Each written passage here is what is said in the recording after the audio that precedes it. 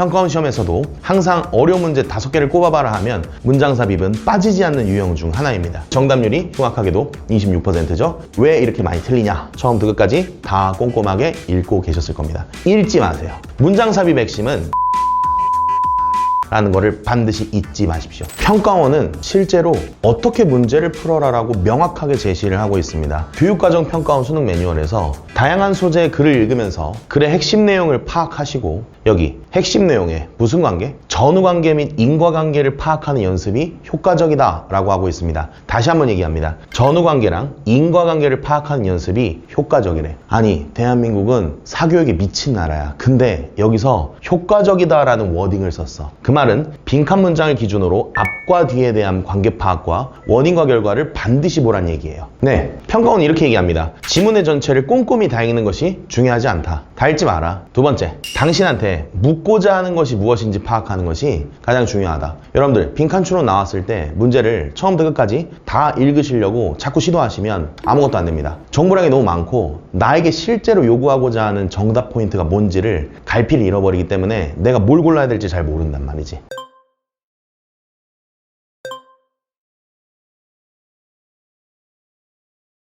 요번 2025년에 나왔던 고등학교 3학년 5월 모의고사에서 가장 어려웠던 문제를 제가 3개 뽑아왔습니다. 근데 1등은 당연하게도 빈칸 추론이고요. 정답률이 24%나 육박합니다. 자, 24%나 육박하는 이유가 뭘까요? 여러분들은 분명히 저기 when someone부터 해서 여기까지 쭉 읽으려고 시도를 했었을 겁니다. 어디서 들어는 봤을 겁니다. 빈칸 문장 읽어보고 난 다음에 그리고 읽기. 그렇지만 여러분들이 빈칸 문장 읽고 나서 그 다음에 하는 행동 영역 부분에서의 약간 부족함이 존재했다. 빈칸 문장을 읽게 되는 이유 자체가 우리한테 방향키를 설정을 하게 해주는 거예요. 어디로 가야 될지에 대한 그림을 그려준다는 겁니다. 우리 아까 첫 슬라이드에서 얘기했던 것처럼 빈칸 문장의 전후 관계를 한번 파악해봐라. 얘 앞뒤를 확인해봤더니 일단 바로 뒤에 누구 나와 있습니까? In other words 라고 하는 다시 말해서라는 시그널이 나와 있어요. 아, 그러면 빈칸 문장을 읽고 뒤에 다시 말해서가 나왔으니까 얘랑 얘는 결이 어때야 돼요? 같은 말이어야 된단 말입니다. 정답률이 24%밖에 안 됐던 이 문제를 정확하게 푸시려면 결국은 빈칸 문장과 그 다음에 나왔던 in other words 문장만 제대로 읽으신 다음에 결이 같다라는 거를 파악하시면 된다는 겁니다. 결국 우리가 이 지문 전체에서 꼼꼼하게 읽어서 해석해야 할 내용은 빈칸 문장과 요 다음 문장 총 2문장밖에 없었다. 첫 번째 문장부터 한번 해석을 볼까요? 공감의 경우에서 일어나는 건 타인의 관점에서 상황을 이해하려고 시도하는 것이다. 이게 빈칸 문장이었고, 다음 문장 다시 말해서 재진수를 줬는데 우리는 그렇게 상황을 경험하는 것이 어떤 것인지 생각하려고 시도를 했다. 다른 사람들이 가지고 있다라고 여기는 일정한 신념과 욕망을 통해서 말이다.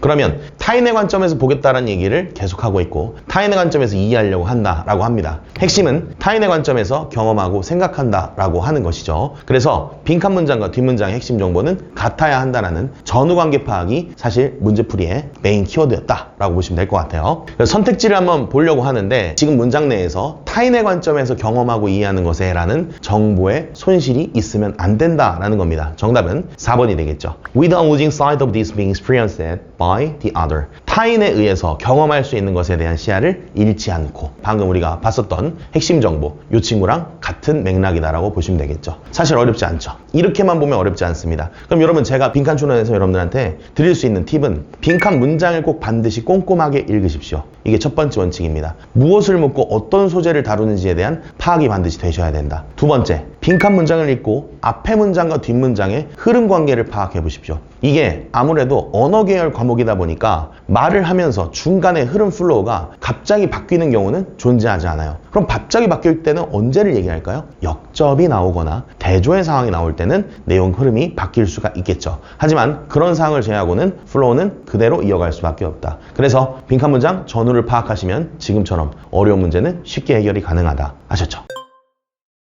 자, 이번에는 문장삽입입니다. 문장삽입이 요 시험에서 오답률 두 번째, 세 번째, 그리고 사실 평가원 시험에서도 항상 어려운 문제 5개를 꼽아봐라 하면 문장삽입은 빠지지 않는 유형 중 하나입니다. 문장삽입의 핵심은 제시문은 선택적 정보다 라는 것을 반드시 잊지 마십시오. 선택적 정보라는 것은 내용을 읽었을 때 내가 이 내용을 꼭 알아야만 문제를 풀 수 있는 것이 아니다라는 겁니다. 지문 안에서 해결을 해야만 한다라고 강조를 하겠습니다. 오직 단절만 찾는다. 첫 번째 문제 보겠습니다. 정답률 26%입니다. 상당히 어려웠던 문제죠. 대부분의 수험생들은 이럴 겁니다. The increasingly collective nature of science is of missed in stories of individual genius, whether Newton sitting under an apple tree or Einstein lying at night after his job 한 다음에 끊어 읽으면서 내용, 해석 제가 써놨죠. 그쵸? 하지만 이렇게 내용을 파악하는 건 중요하지가 않다. 아까 뭐라 그랬죠? 읽을 수 있다 하더라도 제시문은 선택적 정보, 소재 정도만. 그리고 여기서 누구만 가져간다? 옛만 가져간다. 여러분들 멈춰놓고 한번 풀어보세요.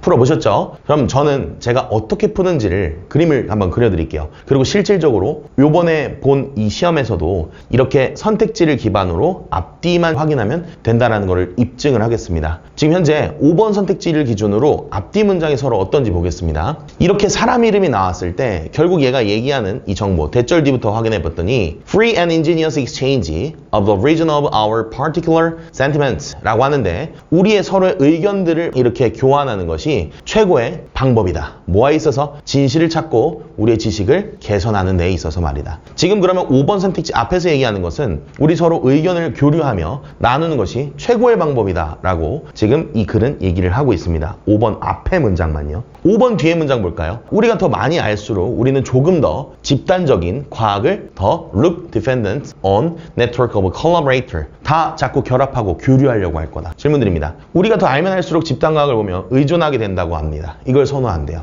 5번 선택지를 기준으로 앞뒤 견해가 어떻습니까? 우리 서로 교류하자라고 해서 같은 결이네 라고 생각을 하실 건데 잘 보세요. 벗이잖아요. 방금 우리 문장 보셨을 때 5번 선택지 바로 뒤에 벗이 나왔는데 역접 연결사가 나왔으면 앞의 내용상 반대가 돼야죠. 다시 말해서 우리가 교류를 선호하고 그게 최고의 방법이다 라고 했으나 벗이 나왔으면 당연히 그렇지 않다가 나와야 되는데 지금 전혀 내용상 단절이 없었다. 잊지 마셔야 될 거 꼭 기억하십시오. 문장삽입 문제를 푸실 때는 선택지 뒤에 나와 있는 이런 시그널들을 조심해서 체크를 하시는 거를 저는 강력 추천드린다. 그래서 문제를 푸시기 전에 그냥 지문을 아까 보시는 것처럼 처음부터 쭉쭉 읽지 마시고 선택지 기반으로 뒤에 누가 나왔는지를 한 번씩 체크해 보시는 거를 추천드립니다. 아시겠죠? 문장 삽입은 연속적인 내용의 흐름의 게임이 아니라 하나하나 우리가 선택지를 기반으로 독립적 판단을 하는 유형이라고 기억을 하셔야 됩니다. 그래서 오히려 순서 유형보다 훨씬 더 쉽게 맞출 수 있는 유형이라고 보시면 될 것 같아요. 근데 정답률이 흉악하게도 26%죠. 학생들은 왜 이렇게 많이 틀리냐를 따져봤을 때 우리 친구들은 처음부터 끝까지 다 꼼꼼하게 읽고 계셨을 겁니다. 읽지 마세요. 아시겠죠? 자, 그러면 오답률 세 번째 나왔던 문제 한번 볼까요? 제시문 보니까 역시나 in contrast라고 해서 대조적으로 내용 쭉쭉 나오겠죠. 해석 써놨습니다. 중요합니까? 아까 선택적 정보라 했죠. 제시문의 내용은 중요하지 않다. in contrast. 대조가 되겠구나. 그것만 가져갑니다. 지문을 띄워드리겠습니다. 멈춰서 한번 읽어보시고